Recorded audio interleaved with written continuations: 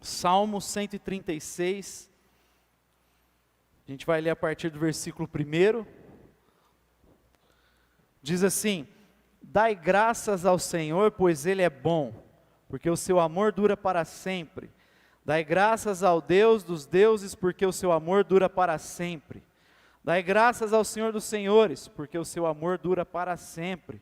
Aquele que só faz maravilhas, porque o seu amor dura para sempre. Aquele que com entendimento fez os céus, porque o seu amor dura para sempre. Aquele que estendeu a terra sobre as águas, porque o seu amor dura para sempre.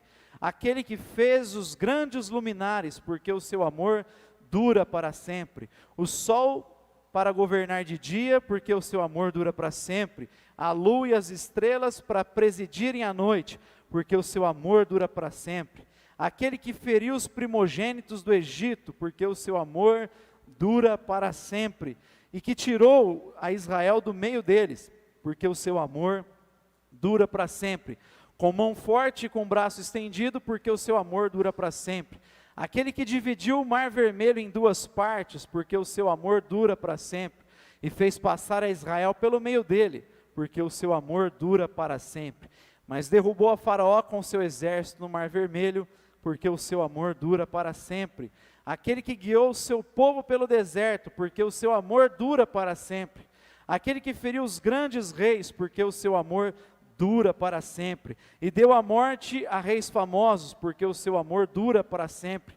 A Seom, rei dos amorreus, porque o seu amor dura para sempre. E a Og, rei de Bazã, porque o seu amor dura para sempre. E deu a terra deles em herança, porque o seu amor dura para sempre. Em herança a Israel, seu servo, porque o seu amor dura para sempre. Que se lembrou de nós em nossa humilhação, porque o seu amor dura para sempre. E nos libertou dos nossos inimigos, porque o seu amor dura para sempre. Que dá mantimento a toda criatura, porque o seu amor dura para sempre. Dai graças ao Deus dos céus, porque o seu amor dura para sempre. Te damos graças, Pai, e pedimos que nessa hora teu Santo Espírito fale ao nosso coração e coloque verdades na nossa alma, e que viemos a viver por causa dessas verdades, a estarmos dispostos a tudo em função dessa verdade. É o que nós te pedimos para o teu louvor e para a tua glória. Amém. Meus irmãos, a relação do cristão com o seu Deus, ela não é uma relação fundamentada numa lógica legalista. A nossa relação com Deus é baseada na gratidão. A nossa relação com Deus é baseada no amor. Jesus diz que nós obedecemos aos seus mandamentos se nós o amarmos. Se nós tivermos o nosso coração pulsando de graça, de gratidão, tudo que nós fazemos é uma resposta à graça de Deus nas nossas vidas. Nós fazemos como resultado de alguém alcançado por esse amor tremendo, por essa misericórdia tremenda, e nós respondemos a esse amor.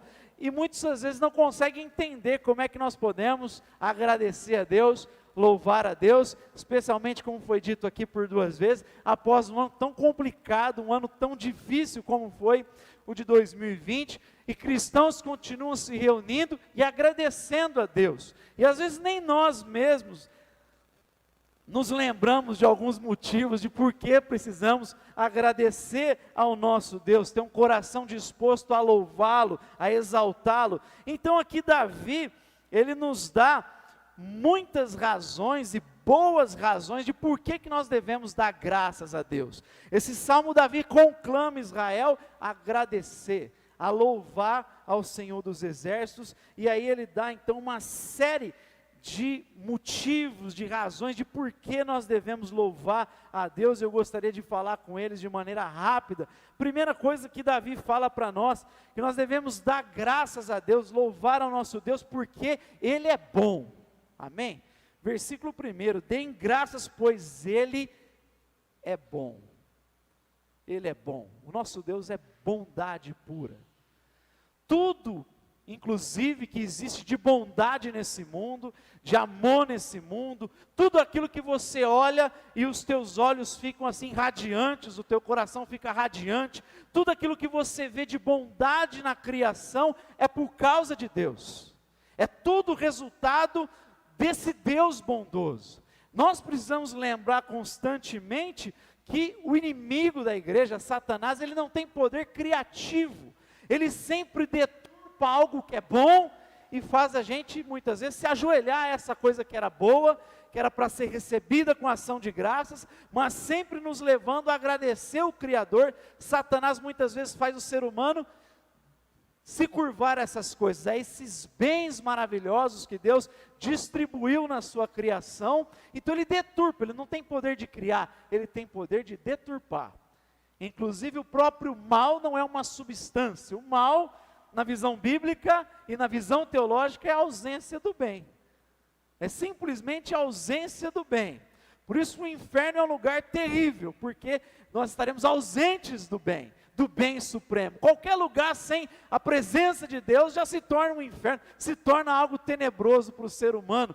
Tudo aquilo que é bom é resultado desse Deus que é bondoso. Davi começa lembrando os israelitas e lembra cada um de nós da natureza, do caráter do nosso Deus. Não se esqueça que o teu Deus é bom, Ele é bondoso.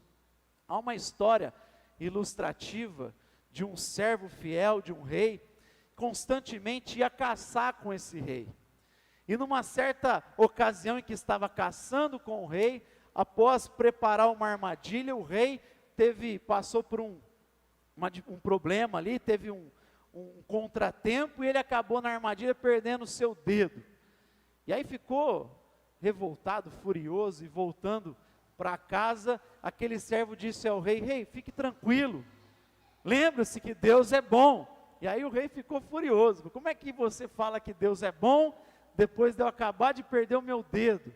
E aí chegando lá na terra, onde ele reinava, mandou prender aquele servo, ele ficou preso ali, quase um ano preso. E numa dessas viagens do rei caçando, levou 2 servos dele, e eles foram indo, adentrando para o meio do mato, foram para uma região distante, e daqui a pouco se viram cercados por canibais, por índios canibais. E aí eles então pegam aqueles 3 homens, começam a levar para a aldeia, e quando vão matar o rei, depois de haverem matado os 2 servos, eles percebem que o rei tinha um defeito físico, e naquela aldeia, aquilo era uma maldição, então eles não poderiam se alimentar daquele rei, então liberaram para o rei ir embora. E aí o rei começou a voltar para a sua terra, e pensando: olha só, por causa da falta do meu dedo, eu não morri hoje, e eu fui tão injusto com aquele meu servo que disse que Deus era bom, eu prendi ele, e até hoje ele está preso, então quando eu voltar lá, eu vou libertar esse meu servo. E chegando lá, fez isso, chamou o servo, olha, contou todo o relato, toda a história, você me falou que Deus era bom, eu te prendi injustamente. E aí o servo: fica tranquilo, rei, porque Deus é bom. Ele falou: como é que você pode falar que Deus é bom? Você ficou um ano preso injustamente. Ele falou: pensa, rei, que se eu não tivesse preso, eu estava contigo lá, com certeza caçando, e agora não estaria vivo aqui. Deus é bom, Deus é bom. Tiago diz: toda boa dádiva e todo dom perfeito vem do alto, do Pai das luzes. Lembre-se, meu irmão, não importa a circunstância que você passe, você conta com Deus que é bom. Primeira coisa, Davi diz: deem graças porque Ele é bom. Mas ele vai dizer para dar graças ao Deus soberano, ao Deus que está acima de todos os deuses. Ele vai dizer na continuação do capítulo, no verso 2: deem graças ao Deus dos deuses, deem graças ao Senhor dos senhores, deem graças porque Ele é soberano, porque Ele é o único Rei, porque Ele é o único e verdadeiro Deus, porque Ele é o alfa e o ômega, porque Ele é o princípio e o fim, porque todos os outros deuses são falsos, Ele é o único Deus verdadeiro, Ele é o Deus real, que você deve adorá-lo, que você deve louvá-lo, que você deve expressar a sua gratidão. Lembremos de quando Deus chamou o profeta Elias, quando a nação estava se curvando a um falso Deus, persuadida, influenciada por Acabe, por sua esposa, que era sem temor algum de Deus, adorava falsos deuses, e ela então influencia o rei, e ele influencia a nação a se curvarem a Baal. E aí eles começam a adorar esse Deus, porque Baal era conhecido como o Deus da fertilidade, o Deus que ia trazer chuva, o Deus que traria prosperidade para a nação. A nação então se corrompe, cai na idolatria, e aí Deus tem que chamar Elias. Elias se dirige até a presença de Acabe, e fala em função da idolatria dele, de Jezabel, e diz o seguinte: olha, não cairá mais chuva, senão mediante a palavra de Deus. E vai embora. E aí o texto diz que Elias fica ali, junto a um riacho, ele bebe da água do riacho, e o texto diz que Deus envia corvos para trazer comida para o profeta. Foi o primeiro serviço de iFood na história humana, era o iCorvo, trazia ali para ele poder se alimentar, enquanto a nação passava por escassez, por sequidão. A nação que se curvou ao Deus Baal da fertilidade, estava enfrentando a seca, enfrentando a miséria, enfrentando a pobreza, enquanto Elias era provido por Deus de maneira milagrosa. Ele entendeu o Deus verdadeiro e se colocou como um referencial para a nação, como um exemplo para a nação, de que valia a pena colocar a vida debaixo da autoridade de Yahvé. E ele é provido por Deus. Então Davi começa falando desse Deus verdadeiro aqui. Ele diz: olha, rendemos graças a esse Deus verdadeiro, único, Senhor, aliás, o Deus dos deuses, o único e soberano Deus, o Senhor dos senhores, aquele que governa todas as coisas, aquele que controla tudo, aquele que tem domínio sobre tudo, no verso 3, que está acima de qualquer tipo de autoridade desse mundo. Aliás, que controla desde as coisas grandiosas, as mais pequenas e irrelevantes aos nossos olhos. Isaías no capítulo 40 diz que ele estendeu os céus como quem estende uma cortina, capítulo 40. Que ele colocou as águas no oceano como que estavam na palma de suas mãos, ou seja, mostrando a grandeza desse Deus, a soberania desse Deus. Mas Jesus vai dizer em Lucas capítulo 12 que nem um pardal, que parece insignificante, que a gente compra por 2 moedinhas, nem mesmo o pardal cai sem o consentimento desse Deus. Ele cuida das coisas grandes e cuida das coisas pequenas, e diz até o fio do cabelo da sua cabeça, ele conta. Claro que a do Bruno é fácil contar, de alguns são muito fáceis contar, até eu consigo contar, mas ele cuida dos detalhes, ele é soberano sobre tudo. Então deem graças a esse Deus soberano. Mas aí Davi vai continuar, ele dá outro motivo: deem graças a esse Deus que é criador, deem graças àquele que só faz maravilhas, o verso 4, aquele que com entendimento fez os céus, versículo 6, que estendeu a terra sobre as águas, que fez os grandes luminares, o sol para governar o dia, a lua e as estrelas para governar a noite. Deem graças ao Criador. A criação de Deus, ela não é resultado de uma carência dele. Não é que Deus estava lá, a Santíssima Trindade, ele tinha uma carência de um público que batesse palma para ele, que ficasse louvando ele. Não é resultado de uma carência, de uma demanda de Deus. A criação é um transbordar da graça de Deus. Ele é amor, ele é o amor puro, ele é o amor sublime, ele é o amor em si. Então ele não tinha carência de atenção, ele não tinha carência de amor. Por ele ser o amor, e João diz: Deus é amor, a essência dele é amor, ele transborda, e aí ele cria os luminares, ele cria as águas, ele cria o ser humano, porque ele é assim. Você é fruto da graça dele, de um amor pulsante de Deus, de um amor que está em movimento e por isso cria. E aí Davi diz: rendei graças, porque ele é o Criador. Ele criou todas as coisas. Você é resultado desse amor sublime, desse amor grandioso. Mas ele ainda dá uma outra razão para a nação de Israel e para nós. Veja aqui comigo o versículo de número 10. Ele vai dizer para nós rendermos graças a ele, porque ele nos libertou. Ele começa a falar do momento em que o anjo da morte passou, trouxe morte aos primogênitos do Egito, mas aqueles que tinham os umbrais das portas marcados pelo sangue do Cordeiro, o anjo da morte passava por aquela porta, daí vem a expressão Páscoa, passar por, e aí eles eram libertos da morte. Davi diz: rendei graças porque Ele nos libertou do Egito. Ele nos libertou da opressão do Egito, da escravidão do Egito.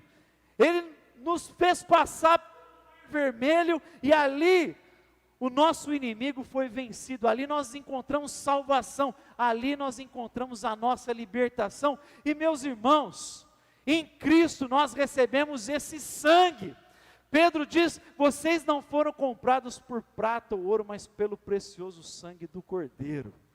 Você recebeu esse sangue, você foi selado com o Espírito Santo de Deus, para te dar certeza de que você não pertence ao Egito, não pertence ao pecado, não pertence a Satanás. Você foi liberto deste inferno, você foi liberto deste Egito, você foi marcado com o sangue do Cordeiro.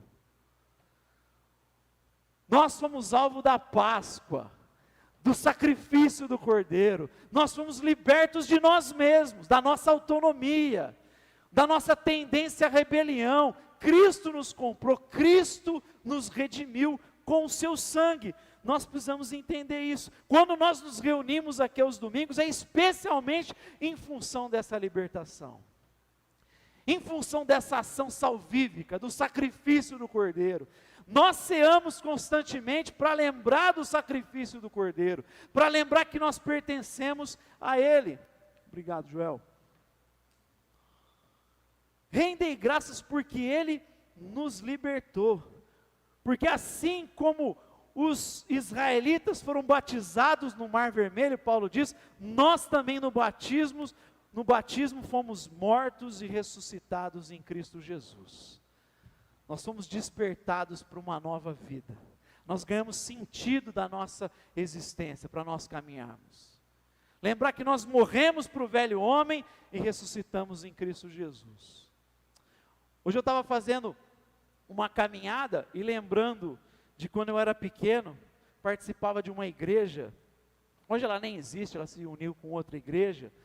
E o pessoal ia fazer o batismo em um lago que tinha aqui na cidade, indo para o Jardim Juliana, ali, se eu não me engano. Não sei se tem, acho que nem tem mais aquilo, tem ainda. A gente batizava lá, indo para a chácara, batizava lá no caminho, depois ia para a chácara celebrar. E o pessoal lá tinha uma tradição que ficou marcado, porque eu era pequenininho, não entendia muito o que estava acontecendo, mas eu lembrava que toda vez que baixava a pessoa no batismo, ela mergulhava, todo mundo gritava: morreu! E aí quando levantava: nasceu! E eu fiquei com isso, assim, todos os batismos que eu fui ficou marcado isso, porque é uma tradição boa, era um costume legal daquela comunidade. Nunca mais vi acontecer isso em lugar nenhum, nenhuma outra igreja que eu passei, mas na minha mente eu perguntava: por que vocês gritam morreu, nasceu? E meus pais me explicavam, né, dentro daquilo que eu poderia entender com 5 anos de idade, o que era isso. O batismo é essa morte e ressurreição em Cristo Jesus. E aí Davi está dizendo: deem graças porque Ele nos libertou. Você é livre, nós somos livres. Mas ele vai continuar dizendo que nós devemos dar graças porque Ele nos conduz ao crescimento. Depois de falar dessa libertação através da passagem pelo Mar Vermelho, ele vai dizer no verso 16, aquele que guiou o seu povo pelo deserto, aquele que guiou Israel por um lugar árido, seco. Deuteronômio capítulo 8, verso 2 vai dizer que Deus conduziu esse povo pelo deserto, o próprio Deus dizendo para os israelitas: eu os conduzi pelo deserto para prová-los, eu os humilhei para perceber o que estava no coração de vocês. E muitas vezes Deus conduz a sua igreja e os seus filhos para o deserto, porque deserto, por mais difícil que seja, como foi o ano de 2020, um deserto para muita gente, mas o deserto é o lugar que, se nós abrirmos o coração, nós crescemos, nós amadurecemos. A tribulação nas Escrituras diz que produz em nós perseverança, produz em nós caráter aprovado, produz em nós um aperfeiçoamento, produz em nós maturidade. A palavra tribulação sempre vem acompanhada do verbo produz, ela produz algo no cristão. Nos momentos difíceis a gente é conclamado a olhar para o alto, olhar para Deus, a não se apoiar no nosso entendimento, na nossa força, na nossa própria capacidade, porque o deserto aponta a nossa vulnerabilidade, a nossa condição de limitação e faz a gente confiar em Deus. Quer ver um exemplo disso? Isaac. Isaac, quando nós olhamos para a vida dele, em Gênesis, você vai ver que tudo na vida daquele cara parecia que dava certo. Nasceu num lar privilegiado porque seu pai era muito rico, Abraão era riquíssimo, então Isaac já herdou muita grana, estava tudo tranquilo. Ele olhou para a esposa, já se apaixonou à primeira vista e ficou com ela, já levou ela para a tenda, casou, já estava junto com ela. Olha que história de romance de sucesso, uma história financeira de sucesso. Ela era estéril, ele ora, e aí Deus concede 2 filhos a ele, diz, coloquei 2 nações no ventre da sua esposa. Tem promessas para a vida dos 2 filhos, tem promessas de crescimento para os filhos, então tudo estava dando certo, até que diz a fome chegou, na cidade onde ele estava.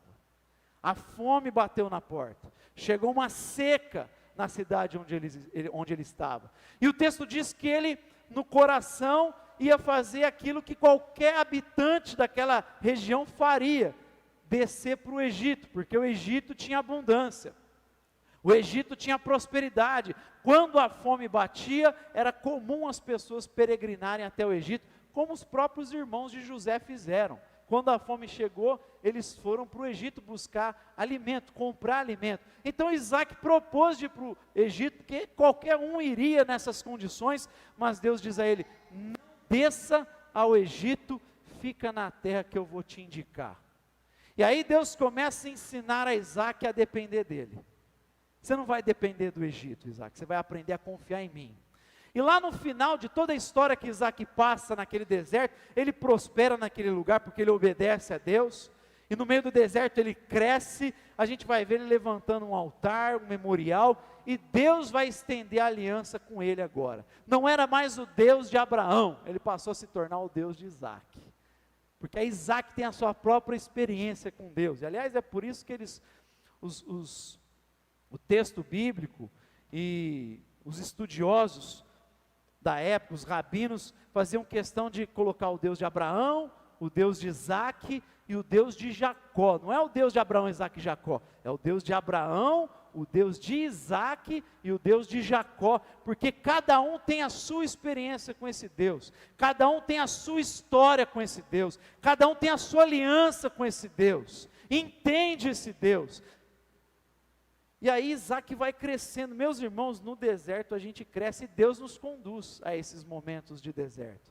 E por isso que Tiago diz, alegre-se pelo fato de passardes por diversas provações, porque a prova da sua fé produz perseverança, e a perseverança deve ter ação completa, a fim de que sejais perfeitos, íntegros, sem lhes faltar coisa alguma. Deus nos conduz ao deserto, Deus nos conduz ao crescimento, e por isso a gente deve render graças e louvor a Ele.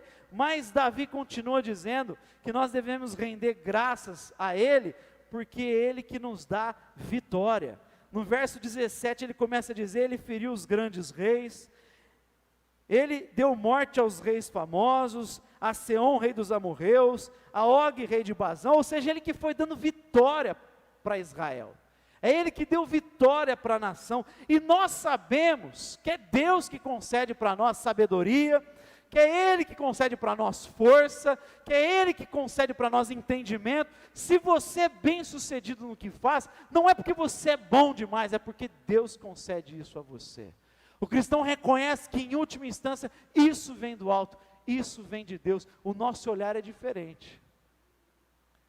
Lembra do texto que os assírios começam a zombar de Israel, dizendo quem era capaz de livrar das mãos dele, começam a zombar, e aí Deus diz através do profeta Isaías, para encorajar o rei, dizendo, vai dizer para eles, que eu vou feri-los, vou colocar um anzol no nariz deles, um freio na boca deles, despreza e zomba do inimigo enquanto ele foge. Tem até uma canção falando sobre esse texto.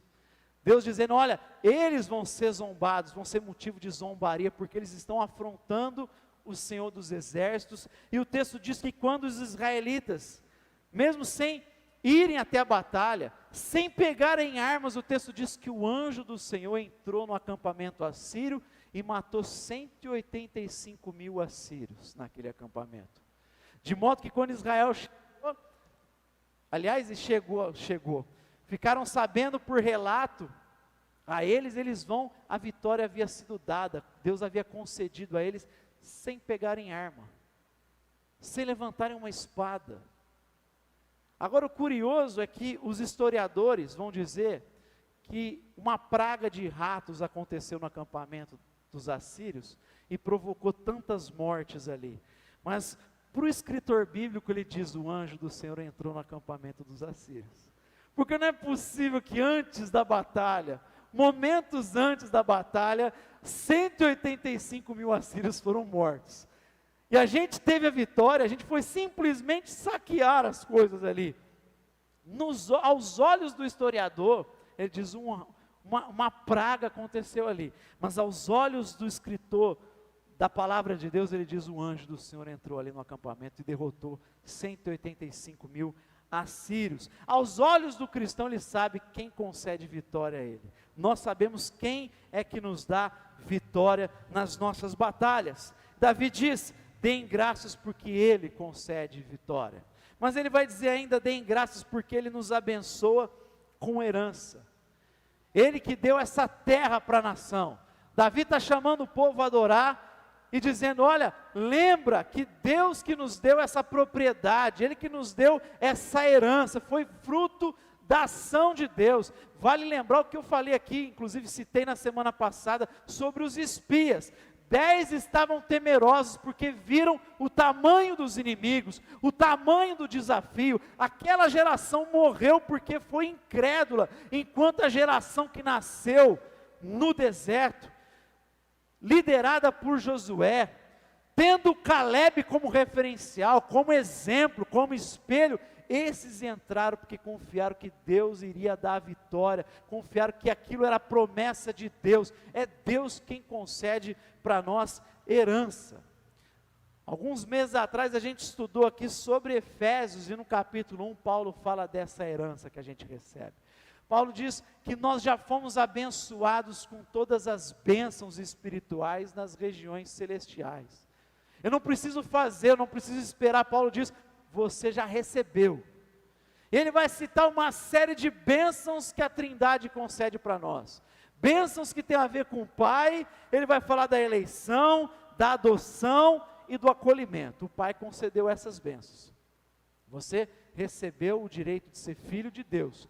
Você foi aceito pelo Pai em Cristo Jesus. Você foi escolhido pelo Pai. Ele te escolheu antes da fundação do mundo. E aí fala das bênçãos do Filho. Ele te comprou e Ele me comprou. Ele nos redimiu com o seu sangue. Ele nos concedeu perdão. Ele nos deu a revelação dos mistérios, da vontade de Deus. Ele nos fez herança de Deus. Nós somos propriedade do Altíssimo. E o Espírito Santo nos deu a bênção do selo, você foi marcado, e a garantia, diz que nós somos o penhor.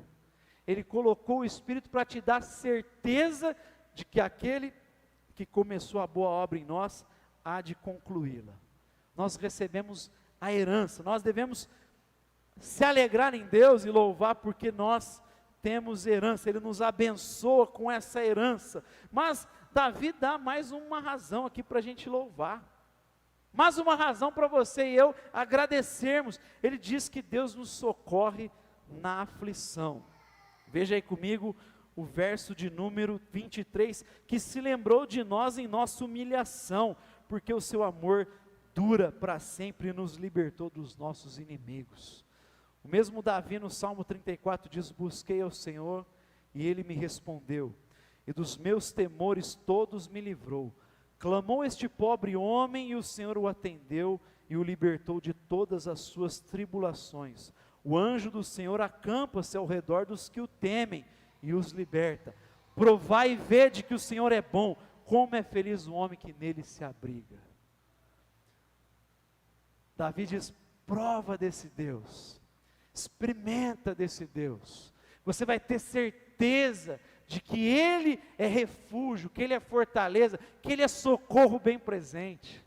O Salmo 121 diz: eleva os olhos para os montes e pergunta: de onde me virá o socorro? O meu socorro vem do Senhor que fez os céus e a terra. O Santo de Israel não dormirá, Ele guardará a tua saída e a tua chegada, desde agora e para sempre.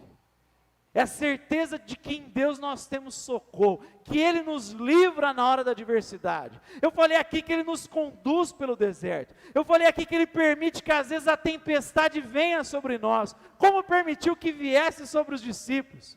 Ele mandou os discípulos atravessarem o mar, e no meio da travessia a tempestade vem, a água cai, mas em João 6,16 diz assim: alta madrugada, o vento soprava e Jesus ainda não tinha ido até eles. Pode ser que Jesus ainda não tenha vindo até você, mas é certo que o socorro virá, é certo que Ele virá até você, amém?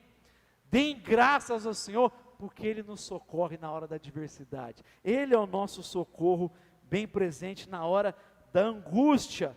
Penúltimo, Davi diz que nós devemos dar graça, porque é Ele que nos sustenta. Ele dá mantimento a toda criatura, Ele sustenta toda a criação, Ele que sustenta o cosmos. Hebreus diz que tudo é sustentado pela palavra do seu poder. Me lembro de ter ouvido uns anos atrás, aliás, muitos anos atrás, uma conversa do Ariovaldo Ramos com um taxista. Ele falava que o taxista andava e via as favelas, todos os problemas ali da cidade, falava: como é possível acreditar em Deus com tanto sofrimento, tanta injustiça, tanta maldade no mundo? Como é possível acreditar em Deus? E aí o Ariovaldo falou assim: olha, engraçado que você não acredita em Deus por causa do mal, e eu acredito em Deus justamente por causa do mal.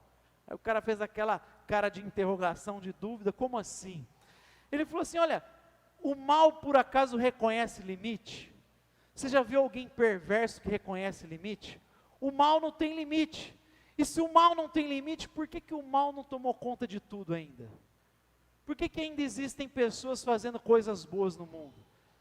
Mesmo pessoas que não acreditam em Deus, por que tem mãe que ainda continua sustentando filho? Por que ainda existem casamentos alegres? Por que ainda existe gente fazendo bem para o outro? Fala: porque tem alguma coisa que barra esse mal, e impede ele de ganhar proporções maiores. Eu acredito justamente nessa mão que barra essa ação do mal. Eu acredito nesse que sustenta todas as coisas. É Deus quem sustenta a sua criação. Paulo, no discurso dele no Areópago, em Atos 17, ele diz que em Deus nós estamos, nós nos movemos e nós existimos. Agora, se você está em Deus, se move em Deus, existe em Deus, e você rompe por causa do pecado com esse Deus, o que deveria acontecer conosco? Deveria deixar de existir. E por que a gente continua existindo? Ora, porque existe algo chamado graça comum que sustenta a criação.